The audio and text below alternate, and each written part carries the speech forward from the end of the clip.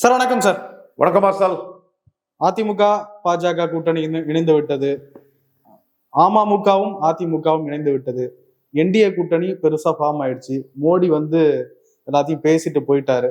தொகுதி பங்கீடு நடக்குது, எப்படி போயிட்டு இருக்கு? தொகுதி பங்கீடு தான் முக்கியம். இதுல எடப்பாடியும் கைக்கூலிகளாட்டு நிறைய பேர் பாஜகவில் இருக்கிறாங்க. ஒன்று பேரை கூட நான் சொல்லுவேன். 24ல் எடப்பாடி மோடியை டிச் பண்ணிட்டாரு. 29லையும் எடப்பாடி மோடியை டிச் பண்ணாம இருக்கணும்னா பலத்துக்குரிய சீட்டு வாங்கணும். அண்ணாமலை தன் உழைப்பால பெற்ற 11.4 விழுக்காடு வாக்குக்குரிய சீட்டை வாங்கணும். 20 விழுக்காடு தான் எடப்பாடிக்கு ஸ்ட்ரென்த்து. அது பார்லிமெண்ட், அசம்பிளி, அந்த கதையெல்லாம் நுண்டி குதிரைக்கு சறுக்குன சாக்கு, இருட்டை கொண்டு ஓட்டை அடைக்கிற வேலை. ஆட தெரியாதவ மேடை கோணல் நானா. எலெக்ஷனுக்கு முன்னாடி என்ன சொன்னாங்க? Say no to drug and DMK எதிர்ப்பு தானே சொன்னாங்க. நாங்க பிரதமரை முடிவு பண்ணிட்டு தானே சொன்னாங்க. இதுதான் நடந்தது. ஸ்டாலின் என்ன பண்ணாரு? ராகுல முன்னேற்றல ஸ்டாலின் என்ன அரசியல் பண்ணாரு? தமிழ்நாட்டை காப்பாத்திட்டோம், இந்தியாவை காப்பாற்ற போறோம்னு சொன்னார். நான் கூட என்ன சொன்னேன், இந்தியாவை காப்பாற்ற மோடி இருக்காரு, நீங்க இருங்க மிஸ்டர் ஸ்டாலின் தான் நான் சொன்னேன். பட் தமிழ்நாட்டில் அவருக்கு செல்வாக்கு இருக்கு, 35 எம்பி வந்துருவாரு, 48 விழுக்காடு வாக்கு வருவாரு நான் ப்ரெடிக்ட் பண்ணேன். அப்போ அந்த தேர்தல் முழுக்க ஒரு சட்டமன்ற தேர்தல் மாதிரி தான் நடந்தது. இதுல சீமான் திமுகவும் அதிமுகவும் காங்கிரஸ் பாஜகவின் ஊதுருவல்கள், ஒட்டுண்டிகள், தொங்கு சதைகள்னு சீமான் பேசினார். இப்ப 24க்கு பிறகு 26க்கான தேர்தல் களம் அமைஞ்சிருக்கு. இந்த களத்தை ரங்கராஜ் பாண்டே அறிவு நாணயம் மட்டும் பார்க்க கூடாது, நேர்மையா நாணயமா பார்க்கணும். யாருனாலும் சரி. பாண்டே சும்மா தண்ணி தெளிச்சு அடிச்சுட்டு இருப்பான். அது அவனுக்கு அடிச்சாதான் அவனுக்கு அது உரைக்கும். தம்பி தானே, நல்லா அடிக்கலாம், அவன் தப்பு பண்றாங்கிறதுக்கு அடிக்கணும். இந்த களம் எடப்பாடி பழனிசாமிக்கு பாராளுமன்ற தேர்தல் மாதிரியா இருந்து மனச்சாட்சியோடு சொல்லுங்க ரங்கராஜ் பாண்டே. சேலத்துல 38 விழுக்காடு வாக்கு எடுக்கிறாரு, விழுப்புரத்துல 36, சிதம்பரத்துல 36, கள்ளக்குறிச்சி நாமக்கல்ல 40 நெருங்குறாரு, திருநெல்வேலியில 8, ராமநாதபுரத்துல 9, தென் தேனியில 13, கன்னியாகுமரியில சீமானுக்கும் கீழே. இது சொன்னா இதை சொல்லதுக்கு இது சொன்னாலே ரங்கராஜ் பாண்டே அப்பா அப்பான்னு தீல மீச்ச மாதிரி அலறாரு. எப்பா உண்மை ரங்கராஜ் பாண்டே, உண்மையை சொன்னா ஏன்பா அலற நீ? அமைதி. இந்த சிச்சுவேஷன்ல நடந்த ஒரே இடைத்தேர்தலையும் 4வது இடம், சீமான் 3வது இடம். பறையர், முக்குவர், பரதவர், சாம்பவர் போன்ற சமூகங்கள் அதிமுக பிரயோஜனம் இல்லைன்னு சீமான்கிட்ட போயிட்டாப்ல. இதுதான் 2024 நடந்தது. சீமானுக்கு என்ன பிரைம் மினிஸ்டர் கேண்டிடேட்டா இருந்தாரு. புதுச்சேரியில இரட்டையிலையோட அதிக ஓட்டு எடுக்கிறாரு. பாண்டே கொஞ்சம் கூட நியாய உணர்வு இல்லையே, பொய்யா சொல்றிய பாண்டே, தப்பு பாண்டே.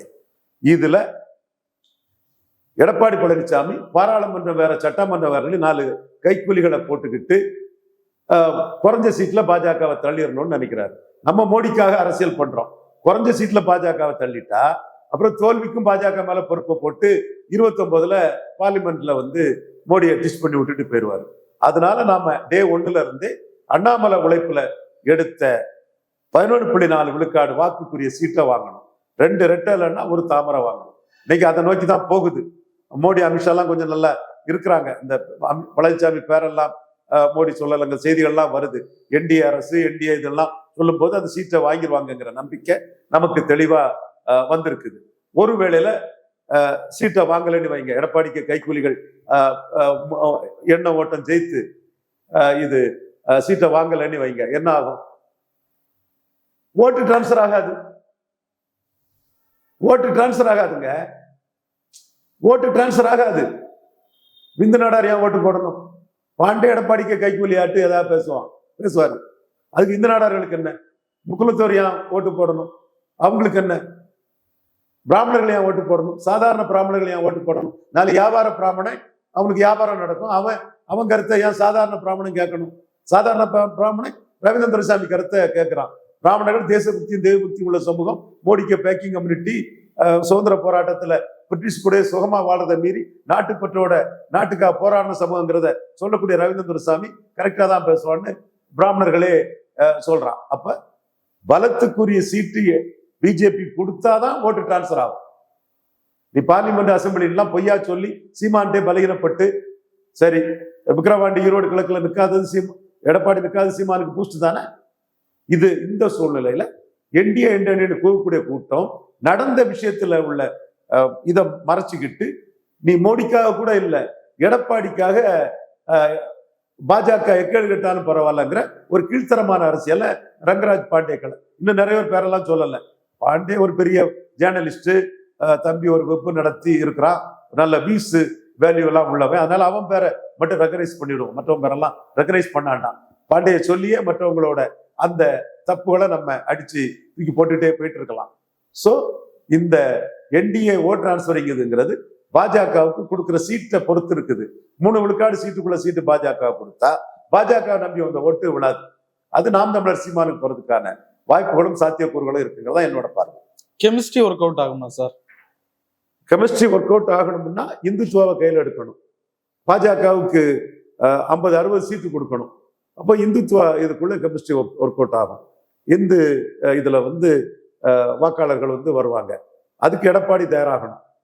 அந்த இடத்துக்குள்ள எப்படி எடப்பாடி வராருங்க நம்ம பொறுத்திருந்து பார்க்கணும். ஏன்னா இந்துத்துவா கையில் எடுத்துட்டாங்கன்னா, இந்து உணர்வை முன்னிறுத்தி பண்ணாங்கன்னா 29 இந்த ஓட்டர்ஸ் உணர்வுக்கு மீறி எடப்பாடி போனா அவங்க மோடி கூட தான் நிற்பாங்க. நம்ம சிந்தனை மோடி தான், அதுல எந்த மாற்றமும் இல்லை. மோடியை நீச்சுன்னு சொன்னா தமிழ் மண்ணிலே பதிலடி கொடுத்தவன் ஆர்டி மட்டும்தான், வேற யாரும் பதில் சொல்லல. அந்த மணிசங்கரையரை லீச்சுன்னும், இந்திரா காந்திக்கு பேத்தினாலும் நீ எச்சி பெண்மணி லீச் லேடின்னு அந்த அம்மையார் பிரியங்கா காந்தியை நம்ம அடிச்சோம், இந்திரா காந்திக்கு பேத்தியை. ஸோ மோடியோட நன்மைக்காக இந்த அரசியல் நகரம்னா அது இந்துத்துவாவை, அதிமுக வாக்காளர்களை இந்துத்துவாவில் கரைச்சிட்டா பாஜக ஒரு 50 சீட்டுக்கு மேல நின்று பாஜகவின் ஆளுமை தாக்கம் அதுல அதிகமாகி கரைச்சிட்டா ஓரளவு தாக்கு பிடிக்கும். டபுள் இன்ஜின் சர்க்கார் அப்படின்ட்டு போயிருக்காரு, என்ன திட்டம் இது? டபுள் இன்ஜின் சர்க்கார் பல இடங்கள்ல என்டிஏக்கு கை கொடுத்துருக்குது. பீகார், மகாராஷ்டிரா, அந்த வகையில தமிழ்நாட்டிலும் கை கொடுக்குங்கிற எதிர்பார்ப்புல மோடி பேசுறாரு. அதுல நம்ம பார்க்க வேண்டியது எடப்பாடிக்கு அது சூட் ஆகுமா, எடப்பாடி சரியா வருவாரா? டபுள் இன்ஜின் சர்க்கார்னு சொல்லக்கூடிய அளவுக்கு பாஜகவுக்கு 50-60 சீட்டு எடப்பாடி தருவாராங்கிறத நம்ம பார்க்கணும். பலத்துக்குரிய சீட்டை தருவாராங்கிறத பார்த்துட்டு தான் அடுத்த கருத்தை சொல்ல முடியும். இல்ல அதுனா ஆட்சியில் பங்கு அதிகாரத்தில் பங்கு அப்படின்றத டைரக்டா முன்வைக்கிறார். அதிகாரத்தில் பங்கு ஆட்சியில் பங்கெல்லாம் ஆட்சி வந்த முறை பேச வேண்டிய தம்பி. சீட்டு மெயின், சீட் ஷேரிங் தான் மெயின். நீங்க 11.4க்குள்ள 2 ரெட்டலைக்கு ஒரு தாமரையை வாங்கிட்டாலே போதும். அதுலதான் நான் குறியா நிற்கிறேன். அதனால தன்னோட கைக்கூலிகளை ஏவி விட்டு பாஜகவுக்கு உருவம் வர விடாம செய்திடணுங்கிற எண்ணத்துல எடப்பாடி பழனிசாமி எனக்கு எதிராக பிரச்சாரங்களை பண்றாரு. நான் வரவேற்கிறேன். ஏன்னா மோடிக்காக நம்ம நிற்கும் போது சில கல்லடிகளும் சொல்லடிகளும் வரத்தான் செய்யும். அதை மகிழ்ச்சியோடு ஏற்றுக்கணும். ஓவரால் அந்த அலைன்ஸ் பலமா இருக்குங்களா சார்? பாஜகவுக்கு உரிய இடத்தை கொடுத்தா அந்த வாக்குகள் வரும், அதுதான் நம்ம கருத்து. அந்த வகையில தான் இவர் 3வது பேர் பயந்து தான் என்டிஏக்குள்ள வந்தார். அண்ணாமலையும் நீக்கி வாங்கிக்கிட்டாரு. ஸோ இந்த அண்ணாமலைக்கு கொடுத்த விலைக்காவது சீட்டு ஒழுங்காக தரணும். அண்ணாமலைங்கிற ஒரு பெரிய ஹீரோ, லீடர் மெட்டீரியலை பலி கொடுத்ததுக்காவது அது கூடுதலா சீட்டை பாஜகவுக்கு கொடுக்கணும். அதுல ஏமாந்துடக்கூடாது மோடி, அமித்ஷா ஏமாந்துடக்கூடாது. இதுல இன்னொரு விஷயம், டிடிவி உள்ள போயிருக்காரு. அமமுகவுக்கும் அதிமுகவுக்கும் அந்த ஓட்டு ஜெல்லாகும். ஏன்னா துரோகின்னு அறிவிச்சு அந்த துரோகி கையில இருக்க அதிமுகவை மீட்கணும்ன்றத முழக்கமா வச்சிருந்தாங்க. அந்த ஓட்டு எப்படி? எடப்பாடி 20 விழுக்காடு வாக்குக்கு தலைவருங்க. ரெட்டலை வச்சு அவர் இல்லைங்க. ரெட்டலை வச்சு அவருன்னா நம்ம நியாயமா பேசணும். சேலத்துல 38 தொகுதியும் அதே ரெட்டலையில திருநெல்வேலியில இட்டு போறாரு. ஸோ அவருக்குன்னு ஒரு சமூக தள ஆதரவு தளம் இருக்கு. அவர் 20 விழுக்காடுல இருக்கிறார். தினகரன் என்ன இருக்கிறாரு? 1 விழுக்காடு கீழே இருக்கிறார். ஏன்னா எடப்பாடி தினகரனும் ஈக்குவல் லீடர்ஸா. ஒரு காலத்துல தினகரன் எடப்பாடியை கமெண்ட் பண்ணாரு, சீஃப் மினிஸ்டர் அறைக்கு வர வச்சாரு. ஒரு பொருளாளர் இருக்கும்போது தினகரனை சார்ந்தவங்க கிட்ட சீட்டுக்காக எடப்பாடி போய் நின்னாரு. இன்னைக்கு 20 விழுக்காடு வாக்கு எடப்பாடி எடுத்தது ரெட்டலைக்கான வாக்கு இல்லை, எம்ஜிஆர் ஜெயலலிதாக்கான வாக்கு இல்லை, எடப்பாடிக்கான வாக்கு. நீங்க லாஜிக்கலா என் கேள்விக்கு பேர் சொல்லுங்க. சிதம்பரத்திலையும் விழுப்புரத்திலையும் 35 விழுக்காடு தாண்டின ரெட்டையில ஏன் ராமநாதபுரத்துல திருநெல்வேலி டெபாசிட் இழக்குது? இதே ரெட்டை தலைமையா இபிஎஸ் ஓபிஎஸ் இருக்கும்போது நடந்த இடைத்தேர்தல் எங்கேயாவது 3வது இடம் போச்சா? ரங்கராஜ் பாண்டே பதில் சொல்லு தம்பி, எங்கேயாவது 3வது போச்சாப்பா? ஆனா இப்ப ஏன் சீமானிக்களை 4வது போயிருக்கு? அப்ப சீமான் கிட்ட எடப்பாடி பழனிசாமி ஒரு தரப்புல பலகீனப்படுறாரு. இப்ப நீங்க 10.5 மேட்ரு சீமான் தான் தெளிவா இருக்கிறாரு. எண்ணி கொடு, அளந்து கொடு, எண்ணி கொடு, அளந்து கொடு. ஜாதிவாரி கணக்கெடுப்பு நடத்தாததுக்கு எம்ஜிஆரே மலையாளி மேனன் மேனன் எவ்வளவு தெரிஞ்சு போகணும்னு ஜாதிவாரி கணக்கெடுப்பு நடத்தலன்னு எம்ஜிஆரே அடிக்கிறார். சீமான் ஜாதிவாரி கணக்கெடுப்பு நடத்தாததுக்கு எம்ஜிஆரே அடிக்கிறாரு. விஜய் எம்ஜிஆர் தூக்கிட்டு ஒரு ஊன்றுகோலா ஊன்றி போறாரு. ஜெயசிடி பிரபாகரன், செங்கோட்டையன், அது வேற அவங்க அரசியல். சீமான் எம்ஜிஆரே அதுல அடிச்சு வர்றாரு. அப்போ நான் பெனிஃபிஷரி காஸ்ட் ஆஃப் ஏடிஎம்கே, ஏடிஎம்கேல் பலன் இல்லாத காஸ்டுகள். வன்னியர் ஏடிஎம்கேல பலன் உள்ள காஸ்ட், வெள்ளாள கவுண்டர் ஏடிஎம்கேல பலன் உள்ள காஸ்ட், பிராமணர்கள் ஏடிஎம்கேல பலன் இல்லாத காஸ்ட், பிராமணர்கள் ஏடிஎம்கேல பலன் இல்லாத காஸ்ட். அப்போ நான் பெனிஃபிஷரி காஸ்ட் ஆஃப் எடப்பாடிய, நான் beneficiary cost of two leaf ரெட்டலைய சீமான் குறி வச்சு வர்றாரு. இதை நான் சீமானுக்குள்ள இதை சொல்றதுனால தான் பலருக்கு தாங்க முடியல. உண்மையை சொல்றேன். அப்போ அவரு எடப்பாடியை பலகீனப்படுத்திட்டு தான் இருக்கிறாரு. இந்த முறையும் சீமான் எடப்பாடியை பலகீனப்படுத்துவார். இதுல எடப்பாடிக்கு எஸ்கேப் ரூட்ல பாஜகவுக்கு ஒரு நல்ல 50-60 சீட்டை கொடுத்து இந்துத்துவா முன்னெடுத்தா ஓரளவு எஸ்கேப் ஆகும். மற்றபடி எடப்பாடி கட்சி 2 ஜாதி கட்சியா போயிட்டு மற்ற நான் பெனிஃபிஷரி காஸ்ட் எல்லாம் வந்து சீமானுக்கு, ஸ்டாலினுக்கு, விஜய்க்குன்னு பிரிஞ்சிருவாங்க. முக்குளத்தோர் சமூக மக்கள் வாக்கு எப்படிங்க சார் இருக்கு இந்த கூட்டணிக்கு? முக்குளத்தோர் சமூக மக்களுக்கு வாக்குக்காக பசும்பொன் தேவரையாவுக்கு பாரத ரத்னா கொடுக்கறதாட்டு ஒரு பேச்சு இருக்குது. இதுல சில விஷமிகள், சில விஷங்கள் நான் பசும்பொன் தேவரையாவுக்கு பாரத ரத்னா கொடுக்கறதை எதிர்க்கிறேன்னு சொல்றாங்க. நான் எதிர்க்கவே இல்லை. பசும்பொன் தேவரையா வள்ளலாருக்கு இணையானவர். அவர் பாரத ரத்னா கொடுக்கறதை நான் வரவேற்கிறேன். நான் எங்க ஐயா தாளிங்க நாடார் சொன்னேன். தாளிங்க நாடாரே பசும்பொன் தேவரை பற்றி ரொம்ப நல்லா தான் என்கிட்ட சிறப்பாக தான் சொல்லியிருக்கிறார். பாராளுமன்றம் வர்றது எல்லா இதுவுமே அவரை பற்றி நல்ல விதமாக தான் சொல்லியிருக்கிறார். அது மட்டும் இல்லை, அது வந்து மோடிக்கு வந்து 2029 ஒரு லாபத்தை கொடுக்கும். நான் இப்போ என்ன பார்க்குறேன், தேவருக்கு இந்த வருஷம் கொடுத்தாதான் அடுத்த வருஷம் இந்துக்களின் தந்தை ஐயா தாளிங்க நாடாருக்கு கேட்க முடியும். இப்போ தேவரையாவுக்கு வந்தாதான் அடுத்து எங்க ஐயா இந்துக்களின் காவலர், சான்றோர்கள் சத்திரியார், தெய்வீக திருமகன், இந்துக்களின் தந்தை ஐயா தாளிங்க நாடாருக்கு வரும். அந்த வகையில தாளிங்க நாடார் இமேஜை உண்மையிலே இந்துக்களுக்காக தமிழ்நாட்டில் பாடுபட்ட இந்துக்களின் தந்தையான தாளிங்க நாடார் இமேஜை அவரோட சிஷ்ய நாட்டு நன்றி உணர்வோடு அவரால் அரசியல் அறிவு பெற்றவன், வீரம் பெற்றவன், துணிச்சல் பெற்றவன் என்ற அடிப்படையில நான் அதை எஸ்டாப்ளிஷ் பண்ண நினைக்கிறேன். அந்த வகையில இந்த வருஷம் தேவரையாவுக்கு வந்தா அடுத்த வருஷம் 2029 மக்களவை தேர்தலுக்கு முன்னாடி ஐயா தாளிங்க நாடாருக்கு என்னால அதை கேட்க முடியும். சோ தேவரையாவுக்கு வர்றதை நான் வரவேற்கிறேன், மனப்பூர்வமா வரவேற்கிறேன். சில விஷமிகள் நான் எதிர்த்ததாட்டும் டெல்லியில் உள்ள தலைவர்கள் எல்லாம் பார்த்து தேவருக்கு பாரத ரத்னா கொடுக்க கூடாதுன்னு சொன்னதாட்டும் சொன்னதுல துளியும் உண்மை இல்லை. நான் முழுமையாட்டே வரவேற்கிறேன். அதுவும் அடுத்த 29க்கு முன்ன ஐயா தாளிங்க நாடாருக்கும் அதை வாங்க முடியுங்கிற நம்பிக்கையில நான் அதை வரவேற்கிறேன். இந்த கட்டத்துக்குள்ள இது எடப்பாடிக்கு என்ன லாபத்தை கொடுக்கும்? ஒரு லாபத்தையும் கொடுக்காது எடப்பாடிக்கு. முக்குளத்தோர் பொலிட்டிக்கலி வைப்ரண்ட் கம்யூனிட்டி, ரொம்ப குய்வைவான கம்யூனிட்டி. அவங்கள பொறுத்த அளவுல எடப்பாடி சசிகலாவுக்கு செய்த துரோகம், காலில் விழுந்துட்டு காலவாரி விட்டது. எடப்பாடி தினகரனுக்கு செய்த அநீதி, 420 பேசினது, அவர் கமாண்ட்ல இருந்த ஒரு சீஃப் மினிஸ்டர். இப்போ தினகரன் போறதெல்லாம் துப்பட்டா தினகரன், இப்போ போறதெல்லாம் துப்பட்டா தினகரன். தேவர்களுக்கு தெரியாதா? 5 சீட்டு கொடுப்பாரா, 4 சீட்டு கொடுப்பாரா, டப்பா சீட்டு கொடுப்பாரா, என்னத்தை கொடுப்பாரு? என்ன ஓட்டு தினகரன் இப்போ இருக்கு? 1 விழுக்காடுக்கும் கீழே இருக்கு. இந்த தினகரன் வேற, அன்னைக்கு எடப்பாடியை கமாண்ட் பண்ண தினகரன் வேற. எடப்பாடியை கமாண்ட் பண்ண தினகரனை அடிச்சு எடப்பாடி கிட்டே போக வச்சுட்டாரு எடப்பாடி. அடுத்து எல்லாத்தோட கடுமையா பாதிச்சது ஓபிஎஸ் விவகாரம். பசும்பொன் முத்துராமலிங்கரையா கொண்டையங்கோட்டை மரவரப்பை சேர்ந்தவர், அனைத்து ஜாதியினர் மக்களாலும் போற்றப்படக்கூடியவர். அவர் எம்பி ஆனது எல்லா ஜாதி ஆதரவுல தான் ஆனாரு. பட் அவருக்கு வந்து உயிரோடு இருந்த காலத்துல கள்ளர் அகமுடையார்ட்ட ஆதரவு கிடையாது. உண்மை, அது காமராஜுக்கு தான் இருந்த அந்த ஆதரவு உண்மை. அதுல டேட்டா அடிப்படையில் தான் நான் அதை சொல்றேன். இப்போ வந்து மறவர் சமூகத்தை சேர்ந்த ஐயா ஓபிஎஸ் அதிமுக அதிகாரத்துல 50% இருந்தாரு. இன்னொரு 50% ஐயா எடப்பாடி பழனிசாமி இருந்தார். எல்லாம் எனக்கு போடு, எல்லாம் எனக்கு போடு, எல்லாம் என் ஜாதிக்கு போடு, எல்லாம் எனக்கு போடுன்னு அதை அபகரிக்க எண்ணத்தோட அவர் வந்து 50-50ங்கிறத மாத்தி 100%-ஆ மாத்திட்டாரு எடப்பாடி பழனிசாமி. அதுல பாதிக்கப்பட்டது ஓபிஎஸ். இதனாலதான் முக்குளத்தோர் ஓட்டு மிக மோசமாட்டு வந்து 2024 தான் ரெட்டலைக்கு எதிராக முக்குலத்தோர் வாக்கு போச்சு. 2019 அந்த அளவுக்கு போகல. நான் தரவுகளோட தான் பேசுவேன். ரங்கராஜ் பாண்டே உட்காரு, லைவ் டெலிகாஸ்ட் வச்சுக்குவோம், நீ சொல்றது சரியா நான் சொல்றது சரியான்னு பார்த்துருவோம். தண்ணி தெளிச்சு அடிக்கிறேன், உன்ன டேட்டா ஏன்ட்டு இருக்கு, நீ போய் சொல்லக்கூடாது. அதுக்குதான் 2019 ரெட்டலையில ரவீந்திரநாத் குமார் ஜெயித்தாரு. தேனியில இவரு ராய் சத்தியன் மதுரையில 30 விழுக்காடு ஓட்டு எடுத்தாரு.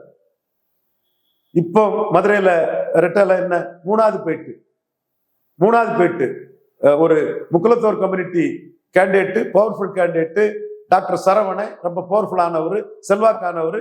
அவரை கிளியர் கட்டா தட்டி தூக்கி போட்டுட்டு போயிட்டாரு ப்ரொஃபசர் சீனிவாசன். அவருக்கும் முக்கிய தேவர் இதுல ஐஆர்எஸ் ஐஆர்எஸ்ல ரயில்வே ரெவன்யூ சர்வீஸ்ல இருந்துகிட்டு நம்ம ஒரு நண்பர் உசிலம்பட்டியில ஒரு முக்கிய தேவர், அந்த இதோட ஒரு நண்பர்லாம் பெரிய ஹெல்ப்ஃபுல்லா இருந்தாரு, என் நண்பர் தான். ஸோ அந்த கட்டம் என்னன்னா அதிமுக மூணாவது போயிட்டு 2வது பாஜக வந்துச்சு. தேனி டெபாசிட் போயிட்டு அதிமுக கேண்டிடேட் நாயுடு கேண்டிடேட் போட்டதுனாலையும் பிரேமலதா விஜயாந்த் இருந்தனாலையும் ரெட்டலக்கம் 13 விழுக்காடு வந்தது. அப்போ 2019 மதுரையில வாக்களித்த முக்குலத்தோர்கள் 2024 வாக்களிக்கல. 2019 தேனியில வாக்களிச்ச முக்குலத்தோர்கள் 24 வாக்களிக்கல. ஏன்? இரட்டை தலைமைங்கிறத ஐயா ஓபிஎஸ் அடிச்சுக்கிட்டு ஒற்றை தலைமையா அபகரிக்கும் தலைமையா ஆயிட்டார். இதுதான் காரணம். 2019 மனோஜ் பாண்டியன் நாடாரு PS பாண்டியன் சன்னு தன்னோட வெற்றிக்கு காரணமே மறவர்கள் தன்னை ஆதரிச்சதை வெளிப்படையா அங்கீகரிக்கக்கூடியவர் ஐயா PS பாண்டியன். அவருக்கு சன் 30 விழுக்காடு வாக்கு மேல எடுத்தாரு. இப்ப அதே இதுல ஒரு நாடார் கேண்டிடேட் 8 விழுக்காடு வாக்கு. அப்போ முன்னாடி திருநெல்வேலிக்குள்ள போட்ட மறவர்கள் எடப்பாடி பழனிசாமி ஓபிஎஸ் அகற்றிக்கிட்டு அபகரிக்கும் தன்மை கிராப்பர் ஆனனால போடல. அடுத்து ராமநாதபுரம் முன்னாடி சகோதரர் நயினார் நாகேந்திரன், அவரை நான் பாராட்டுறேன். ஏன்னா அச்ராஜா 20 விழுக்காடு எடுக்கும் போது, தமிழிசை 20 விழுக்காடு எடுக்கும் போது நயினார் நாகேந்திரன் இரட்டை தலைமையா ஓபிஎஸ் வச்சுக்கிட்டு ஓபிஎஸ் படத்தையும் போட்டு அவரும் மறவர்க்கத்துல 32 விழுக்காடு வாக்கு ராமநாதபுரத்துல எடுத்தார். இன்னைக்கு அதே ராமநாதபுரத்துல 9 விழுக்காடு வாக்கு கூட ரெட்டலையால எடுக்க முடியல. அப்ப ரெட்டலைக்கு ஓட்டுங்கிறதெல்லாம் பசப்பு, பம்மாத்து, போலி தரவுகள் தெரியாம ஏசி ரூம்ல இருந்து பாண்டேக்களின் ஆட்களும் இவரு துக்ளக் ரமேஷ் போன்றவர்களும் லெஸ் இன்ஃபார்ம்டு பர்சனாலிட்டி இந்த விஷயத்துல. மற்றபடி என்னோட பல விஷயத்துல தெரிஞ்ச சகோதரர்கள், அதெல்லாம் நான் குறை சொல்ல மாட்டேன் அவங்கள. இந்த விஷயத்துல லெஸ் இன்ஃபார்ம்டா இருந்து தவறான கருத்துக்களை சொல்லிட்டு இருக்காங்க. நான் ஆதாரங்களின் அணிவகுப்பாட்டு விஷயத்தை முன்னெடுத்து வைக்கிறேன். இங்க தென்காசியில அதே கிருஷ்ணசாமி பன்னீர்செல்வம் ரெட்டை தலைமையா இருக்கும்போது மறவர் ஓட்டு விழுந்ததுனால 33க்கு மேல போச்சு.